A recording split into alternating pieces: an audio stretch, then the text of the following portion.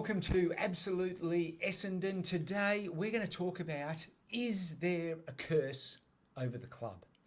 A curse over the club? Yes, a curse over the Bomberland club. As in, like, we are being negatively affected Well, by external supernatural forces? Is this what you mean? Well, yeah, bad juju. Okay. Is there bad juju around There's the a club? lot. Now, Okay.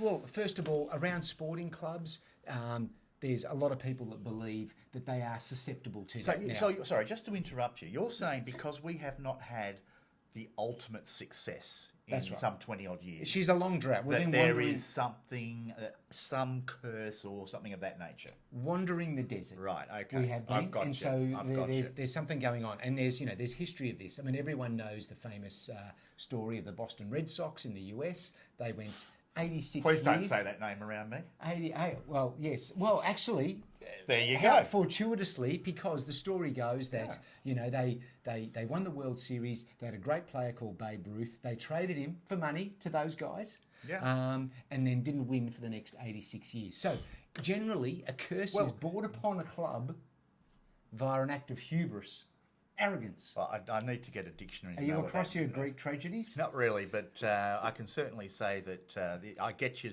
the point with the Babe Ruth story, the curse of the Bambino. Yes, that's right. And That's they right. call Yeah. Yankee Stadium the house that the Babe built. Yeah. And that's right. the Yankees have won, I think, 25-odd World Series titles. That's right. That's And right. I don't think the Red Sox won one for how long was it? So 86 years. So, okay, well, they screwed up, didn't they? That's their problem. Or were they just shit?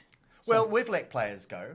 Yeah. Well, Are you saying maybe that's happened to us? Well, did Essendon act with that same? That's what I want to investigate. That same sort of level of arrogance. Were there any players that we let go that that may have that served the club? That then we who have you? How got? far back do you want to go? Not too far, but don't go back to the 60s. What about if I go back to the 80s?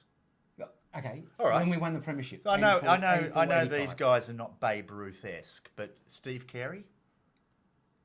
No? Have you got anyone else? Peter Bradbury? Clubmen that were released after the 85 season? I don't. And we had a terrible 80s. No? Look, they're not really household names. I think maybe. Look, maybe. But we won premierships after then, so it couldn't have been a curse. I think we've got to look at something that might have happened. Okay, more so recently. after 2000. Yeah, I think that's fair. After 2000, what about the way that we got rid of Kevin Sheedy? Could that have brought it on?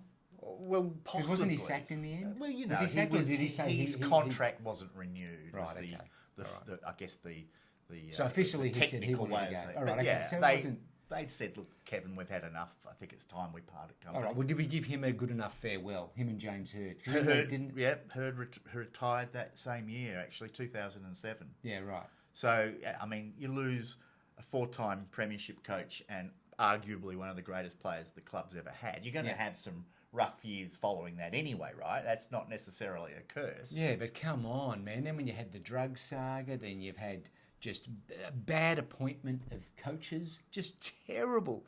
But what was the choices. trigger point? So you're saying all of the bad things that have happened to the club over the last, let's say, at least 15 years, maybe longer, 20 years, is because of something out of our hands? Or is it more self-inflicted? Well, because but it's like when there's bad juju, like, let's face it, the people central to the drug saga, they just come from another club down the road that rhymes with Geelong, who happened to win the premiership 1 or 2 years beforehand, but hey, no one goes and looks at that. Happens at Essendon, goes to WADA, goes to bloody, that place in Switzerland. So they got involved. So what you're saying is maybe had we not had this curse, then Geelong would have been the club that had the spotlight fall on them. Exactly.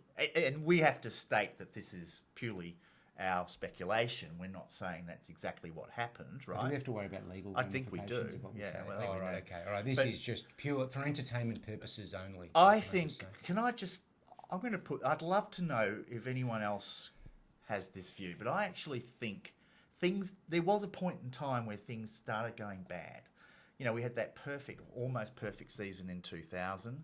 Yep. And then we followed up in 2001. We're going brilliantly. You know, the team was on top of the ladder.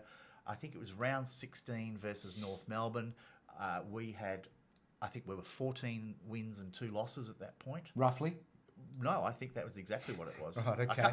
Yeah. That sounds like they said research. Sure. But and if anyone can recall, that was the comeback game where we were at one point 69 points behind, and then the miracle happened where we came back from that, the largest ever deficit in AFL history, VFL AFL history, to win the game.